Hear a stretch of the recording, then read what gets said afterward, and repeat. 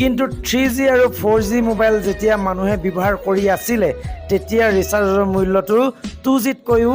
বাঢ়িব ধৰিলে আৰু বাঢ়ি যোৱাৰ পিছতে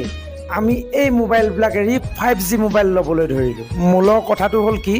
আচলতে যেতিয়া আমি 3G মোবাইল ব্যৱহাৰ কৰি আছিলোঁ বা 3G নেট ব্যৱহাৰ কৰি আছিলোঁ সেই সময়ত ৰিচাৰ্জৰ মূল্যটো যিমান আছিলে তাতকৈও 4G মোবাইল অহাৰ পিছত 4G নেটটো যিহেতু 3Gতকৈ স্পীড হ'ব সেই গতিকে ৰিচাৰ্জৰ মূল্যটো বাঢ়ি গ'ল আৰু এতিয়া বৰ্তমান হৈ গ'ল 4G মোবাইলৰ বা 4G নেটৰ যোনটো স্পীড তাতকৈও স্পীড লেভেল বঢ়াবৰ বাবে 5G মোবাইল উলিয়ালে। 5G মোবাইলটো উলিওৱাৰ পিছত ৰিচাৰ্জৰ মূল্যটো আৰু বৃদ্ধি হৈ গ'ল। যিহেতু এতিয়া প্ৰায় 80% মানুহে 4G মোবাইল বা 3G মোবাইল ব্যৱহাৰ কৰি আছে, সেইকাৰণে কোম্পানীয়ে এটা চিন্তা কৰিছে যে তেওঁলোকৰ